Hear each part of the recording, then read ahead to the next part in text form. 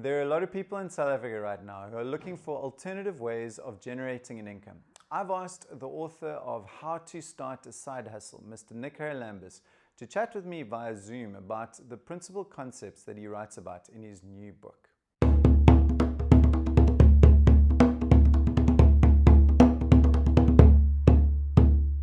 I would love to speak with you about your book, The Side Hustle, and starting a side hustle. I've just read it. It is amazing, bro. It's so concise and succinct. It's short. It's to the point. Doesn't muck around. It just gets straight to the nub of all of these issues. And I just want to I want to essentially focus this interview entirely on starting a side hustle. What it means, what it's all about, why the hell you decided to write a book, and you know, besides the fact that I know you well enough to know how opportunistic you are, and there is a hell of a freaking requirement, I think, now for a lot of people to take this side hustle thing seriously. So, dude, I mean, starting from the top, let's just quickly define what is a side hustle besides the obvious. So maybe you can give us a little bit of insight into it, and then why did you write the book? Yeah, I think the side hustle concept is one that's been around, I would say, for millennia, right? We as humans always need to have something extra. Our jobs don't feel like they provide us with enough. And whether that's about your passion and you're not fulfilled artistically or creatively or economically, your job isn't paying you enough money. Most people feel like they have this idea that they need to turn into something. And I think that side hustles are supposed to be clearly defined, success and failure, like what do those two things look like, so that you can do these things on the side without putting so much pressure on yourself. And I think we'll get into this in more detail, I'm sure, why people don't start side hustles. And this is partly why I've written this book, is everyone's got an idea, everyone wants more money, and everyone thinks that it's easy to build a side hustle. Like, oh, I'll just do this on the weekends. But that is a very complicated thing, right? Because we've got partners and dogs to walk and kids to feed and lives to be had. So spending 5 hours a weekend building a side hustle is actually not something that most people want to do, because it becomes complicated and the pressure is there and you're neglecting something. So I wrote this book to help people get over that first step. I've literally never met a human being who doesn't have an idea of some kind for an app or a business or a thought or something. So I'm kind of tired of hearing about these ideas. So I thought, let me write a book that helps people go, how do I start? What is the first thing? I'm not going to help you in this book get an idea. I'm not your ideas factory. Personally, I believe ideas are worthless. Everyone has got an idea. It's the execution of that idea that I'm trying to push people towards. And I mean, we all have that one friend who relentlessly talks about their idea, but never does it. And then when someone else does it, goes, they stole my idea. This is insane. No, they didn't steal your idea. They just had it separately and built it when you didn't.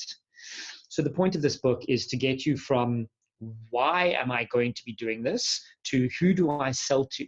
And I cover all the things in between, what it takes to start a business, what kind of traits I believe you need to have, how you define success and failure, all the way through to managing your expectations, which is quite an important thing. Most people think you can just magically become rich from a side hustle and it happens overnight, and that's just not true. So yeah, that's what I think a side hustle is, and that's why I've written the book. So I think I want to touch upon the first concept that you speak about, which is this concept of ikigai. And I really love it. You know, when I read about it, I've heard about it before, but you know, you've done a wonderful job of explaining it. And I'm going to ask you to explain it again now. However, it feels almost similar to the concept, which is more an insight than a concept, extrapolated by the research team under Jim Collins and the hedgehog concept, right? So in other words, you know, what do you love, what are you good at, and what can you make money out of? And this adds an additional component, which I really, really like. And I mean, if you can just maybe unpack it, and why ikigai for you? What was the thing that really kind of spoke to you?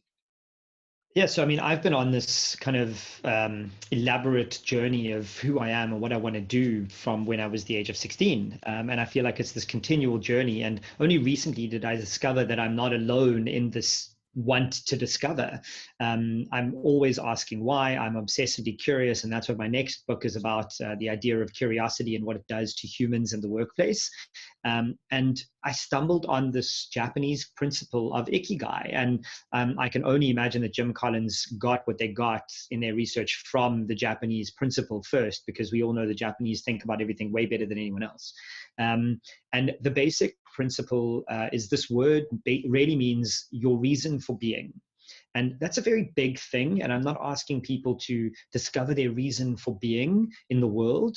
I want to take that concept of reason for being and distill it into the reason for a side hustle. Like, what are you doing this side hustle for? And this ties in very directly with the idea, and I'm sure you've heard this, and most of the people watching and listening to this will have heard the idea that you should always follow your passion.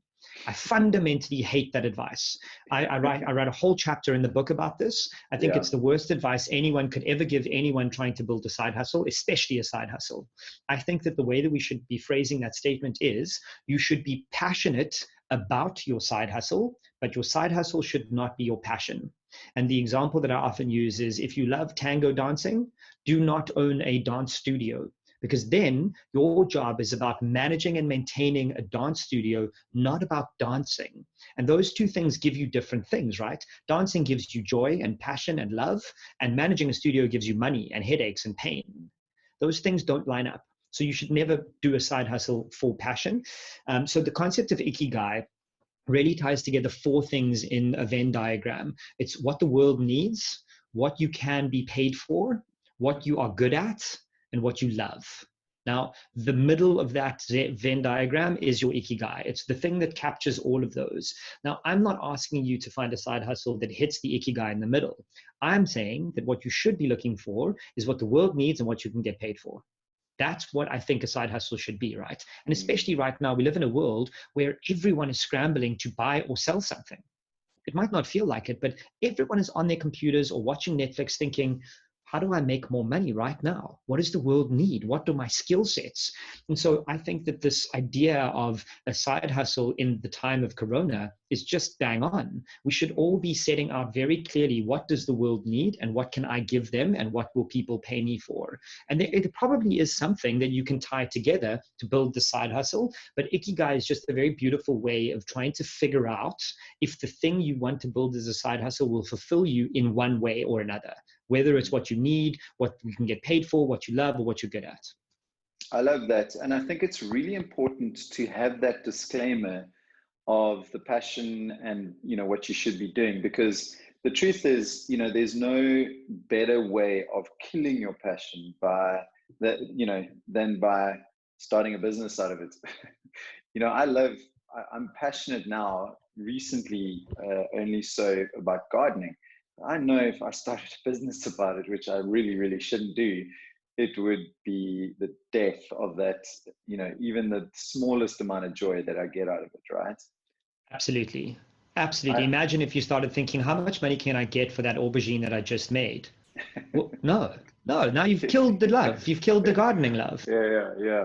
And I think, and I want to get to a very pointed and possibly a difficult question for you, but in that Venn diagram, I see you put passion, mission, profession, and vocation. And I've looked a lot at the idea of vocation, and vocation comes from the word vocare, which, Jung speaks about a lot in terms of, it means literally the calling, right? It's a call. So your vocation is not work. It's what you are called to do based on your unique set of skills and circumstances, what that kind of gives birth to. And if you want a way of looking at purpose in life, you've got to listen to what that question is, what that calling is.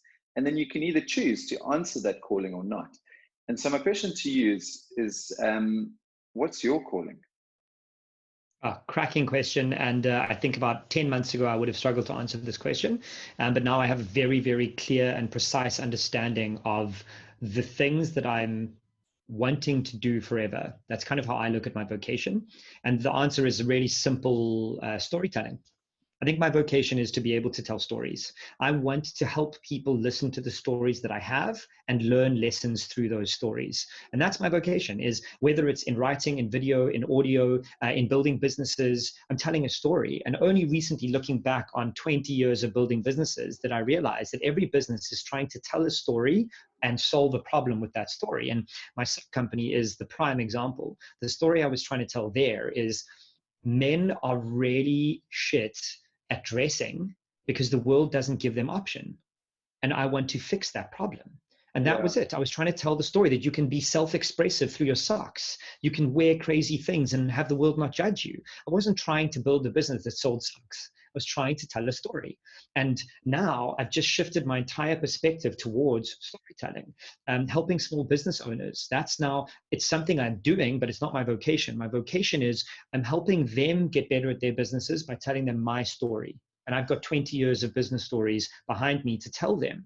So I've got the vocation locked down. Now I'm tying up the rest of that Venn diagram going, okay, what do I love? Let's tell stories about those things. What am I good at? Cool, let's tell stories about those things. What can I get paid for? Rad, how do I get paid to tell stories to people? And that's really, it's taken me, I'm not kidding, it's taken me months and months of dedicated thinking just on this particular thing, and then years and years of experiencing things that I don't like, to figure out what my vocation is.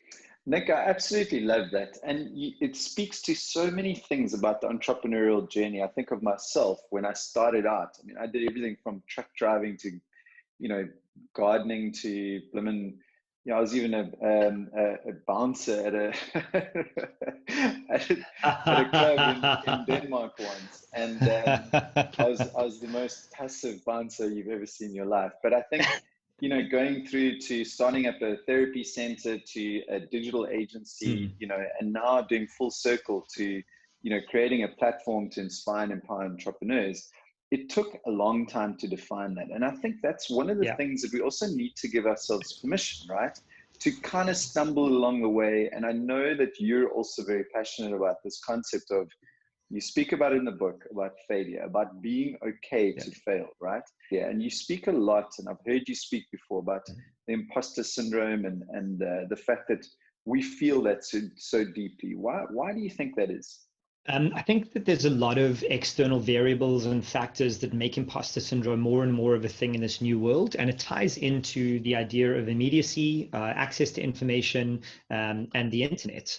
Before the advent of the internet, imposter syndrome actually was first discovered by a female psychologist, or a couple of female psychologists, who thought that this was only specific to women in high-performing industries like business or academia or whatever. And as they started to unpack this, they realized that it wasn't just women, it was anyone in a high impact industry in a high level position. And now, because we've all got access to all this information, even the little social media influencer who's got 1,000 followers and you've only got 800, you look at them and they're killing it. And you think, crap, what am I doing wrong? And it used to be you looked at the CEO of Disney and think, oh, he's killing it, because you didn't have access to your neighbor's Instagram and your sister's best friend's Twitter. Now we all see everything all the time, so we feel like nothing we do is good enough. That is the sum total of imposter syndrome. If anyone watching or listening to this don't know what it is, the short version is it's the, in spite of external validation, you don't believe that you're good enough or belong where you are. We all know that feeling. The way that I describe that feeling so that most people understand it is when you walk into a meeting of 15 or 20 people and you see everyone there and you think, oh crap, I don't belong here. They all feel the same. They all feel like they don't belong in that same meeting.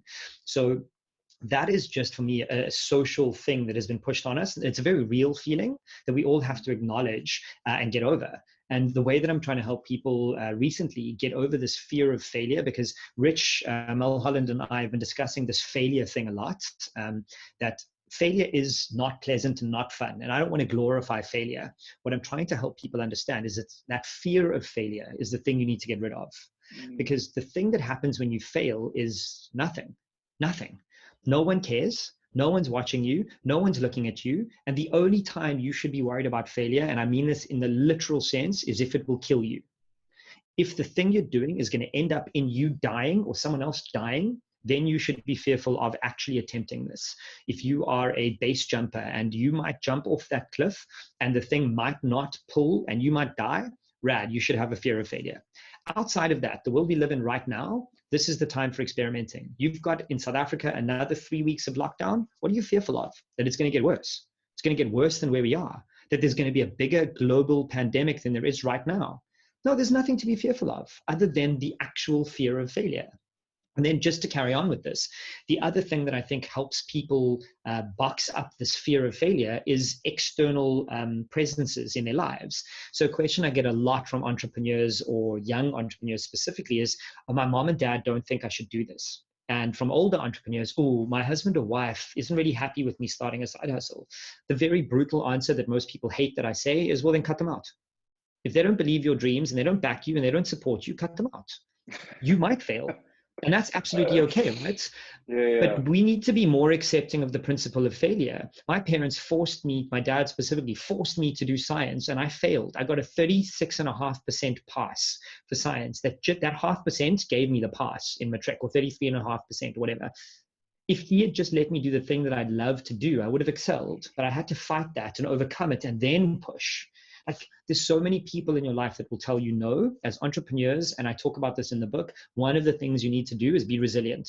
If you are not resilient, you are not cut out to be an entrepreneur. If you care what other people think, you are not cut out to be an entrepreneur. And also, that's okay. It's absolutely okay if you're not cut out to be an entrepreneur. It's fine. Just let it go and just do the thing that you get paid to do and do it really well and escalate and have a good career. That's cool too. You don't have to be an entrepreneur. There's a part of this that is really just a mind game. You've just got to get over it. You've got to look back, face the dragon, in the eye, and just say, it's actually okay. Like, as you say, unless it's going to kill me, like, just carry on. So, I mean, is there something that's really integral in the starting process that people, don't do and that they should be doing? Absolutely, and it's unexpected what I think people should do to begin with, but most people will tell you to focus on the idea, build the product, whatever. I think for a side hustle, and let's be clear, we're not talking about building a business that's going to overtake the world, right? We're talking about a side hustle. So for a side hustle, what I want people to do is define success and define failure very clearly, very specifically, and let's talk about some examples, right? Side hustles should be businesses that you're looking to build, or not even businesses, products that you want to sell or services you want to offer that give you something specific to add to your life. So if you're a parent and you've got a 5-year-old kid and you want an extra 3,000 or 4,000 Rand a month to put away for their college fund, define that as the success points. That when this business gives you 4,000 Rand a month in profit, you're happy and you can just let it cruise along as status quo. When you think in those terms and you've defined success that way, you don't panic. You're not trying to build $1 billion business. You're not trying to grow as quickly as possible. What you're saying is, by the time my kid gets to the age of 18, I want to be able to have enough money that I can pay for their college tuition. Great. That is your definition of success. You've now defined it and laid it down. When you don't get there, you'll know you need to keep pushing. When you do get there, you can reassess your success and go, okay, do I want to make 10 grand now? And do I want this to be my full-time job? Or am I happy with it being 3,000 or 4,000 Rand a month and I'm done? And then the converse is define what failure looks like. And this one to me is more important. I'm sure you get asked this question. I've been asked this question hundreds of times. When do I know how to stop? Like, when is the moment? When do I walk away from this idea that's been plaguing me? Well, for me, you need to define failure in multiple ways, right? How much money are you willing to lose? How much time are you willing to lose? And how many relationships are you willing to lose? That's good enough, right? So if your definition of failure is when my wife tells me that I've spent too much time on this and I haven't made the money I'm looking for, I need to walk away. When my kids start feeling like I've neglected them, walk away. Whatever your definition of failure is, write it down. And then when you hit that point, unequivocally walk away. Because in my experience of 20 years of building businesses, with 13 businesses now and 3 successes, 10 failures, the thing that I regret the most is marrying an idea. Marrying that idea is death, because you have to understand that you are allowed to walk away from an idea. And this is the shame we were talking about. The only time you're going to want to drive yourself into the ground to succeed is because you're worried what people will say. Well, no. If you've defined failure very clearly and you've hit one of those failure points, walk away, because you can start another business. I couldn't agree with you more. I think I look back at my first business that my first proper business that I started. It existed at least a year and a half after it should have. I had an opportunity to shut it down, and I would have avoided at least 10 years of financial pain if I had done so. That's the consequence. That's what you're up against. I mean, again, you just to reiterate, you're talking about a side hustle, not your main gig. But Nic, just in closing, I want to just quickly touch upon. I love the title of your last chapter. Don't let your side hustle become your side hassle. And I think that's beautifully relevant. And maybe you can just unpack that for us, what you mean by that. Yeah, so this is definitely much more of a personal motivation for me than anything else. And I think a lot of people misunderstand that I don't believe in balance, this work-life balance. For me, we're one human, right? My work affects my relationship with my partner. Her work affects her relationship with our dogs. If she's angry, she treats them differently. If I'm angry, I treat them differently. So all of this stuff matters. So the high level view here, and again, I think this is driven home a bit more now in the time of Corona, when we're all fighting this invisible enemy. Life is too short to do things you hate. And I know that people struggle with that concept because they feel like they have no choice. What I'm trying to get people to understand about your side hustle is that it should be a hustle. For me, hustles are fun. Like, you hustle to make some money, you hustle to get your idea live. The second it becomes a hassle, the second you think to yourself, man, I really don't want to do that, and I just want to watch Netflix for 2 hours. Or maybe your body is telling you to go watch Netflix for 2 hours. That's okay. It's okay that you're locked in a room. I'm currently sitting in my bedroom and I don't feel like getting up today. It's okay. Why do we feel like we have to perform all the time and that we have to put on a brave face? We don't. But when we do have repetitive hassle days with your side hustle, you need to walk away. It needs to be one of your failure definitions, that when this becomes more of a hassle than it's worth, and I mean that for me literally, I know how much my hours are worth in dollar terms. When this is more, I spend 3 hours hassling with this and I could have made 3 hours doing something else and make money, then I'm out. It's a hassle for me, I'm out. And you need to be that vicious with it, because the alternative is you could be spending that 3 hours finding joy in something, spending it with your family, with your dog, going for a walk, going for a run, whatever. Life is too short to suffer through, because in my worldview, life is suffering. That's the human experience. We need to elevate everything we do that isn't suffering. Otherwise, it's not worth doing. So you might be making 15 grand a month, but hate every single second of doing it. Cool. Find someone who wants to run this business for you and then let them do it. And then you can walk away and start your next side hustle. You don't have to hustle through it. It's again that thing of fear that stops us, from making the important decisions, of giving us a richer, more fulfilled life. I mean, it is something I do want to just highlight before we park off, because it does relate to the hassle side of it. I've coined this phrase, the sacrifice fallacy. We all believe that to build something amazing, we need to sacrifice something dramatic. And that's just not true. That idea that you have to never see your kids and wife and husband and parents, and you have to work 20-hour days, that's bull. It's absolute rubbish. You can consistently build something good if you aren't in a rush and you know what your goals for success look like. You don't need to sacrifice your well-being. And I know lots of people, not just entrepreneurs, career people, who put themselves at the bottom of their priority list. That is fundamentally flawed. If you put yourself at the top of the priority list, and there are 4 really simple things here, right? Eat well, sleep well, train well, to do some kind of exercise, and mental health. Those are the 4 things that put you at the top of your priority list. If you do those first, you will be a better human to be around. And when you're a better human to be around, people gravitate towards you and want you to succeed. They want to do better things for you. But if you're an asshole and you're always grumpy and you haven't slept and you eat like crap, then no one wants to be around you. So put yourself at the priority list. There's a difference between selfish and selfless. It's not selfish to put yourself at the top of your priority list. It's selfless because you're a better person to be around. I read that in your book. I particularly loved that as well. It's such an important concept for us to understand the difference between selfish and selfless, or self-care and selfish. Self-care, that's the one I was looking for. You got it. It's like I didn't read my own book.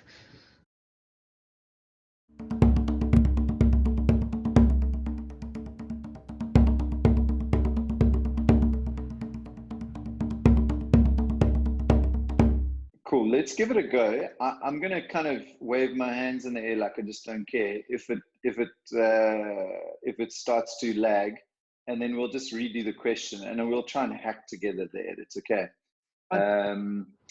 But yeah, cool, dude. I'm super stoked. I'm loving the very carefully selected items in the background, the guitar, just to make you look like you're a bit of a creative dude. And then you got the Rubik's Cube, which is like... I'm trying to make it look like I'm not in my bedroom. Yeah, dude, like let's compare notes here. I've got this warehouse of a little study in my garage. This is life in 2020. Yeah. You know? Yeah, and the truth is no one cares. Yeah, for sure. Sorry, just 1 second. Hey, hello? Dude, I think I'm going nuts. I've got freaking dogs barking outside. I've got like my teenage son wandering around all over the show. It's chaos here. And what a time to be alive. I mean, I'm trying to mute everything. And before I end this recording, dude, there's a few questions just personally. Like, can you do the Rubik's Cube, or is that just for show? No, I can do it. I can do it while we're sitting here, if you like. Like, how long does it take you to do it? The quickest I've done it is in about 2 minutes, 2.5 minutes. What? For reals? That's so good. So it was one of my goals last year was to learn the Rubik's Cube. And so I watched a 15-minute YouTube video for about 2 weeks, every day, 3 times a day, and then done. Nice, bro. It's the saddest thing. Once you've learned how to do it, it is the most depressing thing ever. It's not smart. I've just literally learned an algorithm. Okay, so you just kind of know it, right? And why is your Rubik's Cube kind of spongy and like sort of weird shaped? So this is a speed cube. You see how it like pulls apart quite a lot. And that's so that you can flip it really quickly so that you can get faster movement. Whereas this one is much slower and hard. It doesn't like pull apart as much. So it's this is what I learned on. And then that's what I got good on. This actually Rich bought me. It's a smart Rubik's Cube connected to my phone via Bluetooth. So it can track how many moves you do. You can play against other people in the world.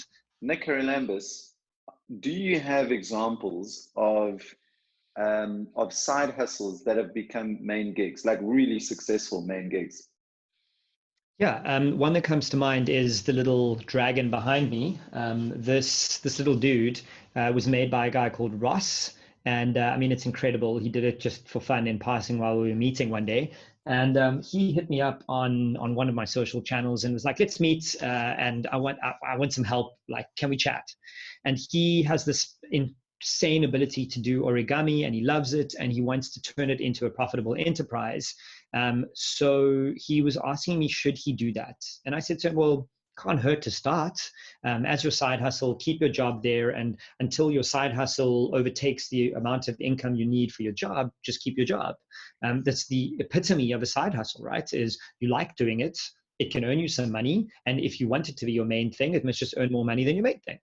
And that's exactly what Ross did. His Instagram handle is White on Rice, and it just exploded about 4 years ago when Instagram was really just gaining speed. And he did these incredible animated origami videos that brands love. Now he's worked with Adidas and the Fashini Group and all sorts of businesses building window displays and YouTube videos and all sorts of interesting stuff. So yeah, there's lots of examples of them if you look. Last question for you. Are you going to start a side hustle out of your guitar work? Please tell me that you can actually play that freaking thing, because I can play it. I've tried the band as a main business thing when I was at varsity. I was in a band for 3 years. We were about to sign a record deal, and our lead singer got a job at Unilever and took it, and that crushed our dreams. Cool. You are such a freaking polymath. I love it. Can you please play something? Do something? It's not in tune at the moment, so no. But I will give your viewers and listeners a little sneak peek that if they go onto YouTube and search for Thus Far, they might find a video of us. You cannot confirm nor deny that there will be a video. You cannot confirm nor deny. Nick with long hair. Yeah. Oh, dude, did you have like a Slayer T-shirt on, or was it what kind of? No, we were a cheesy pop. We wanted to get laid.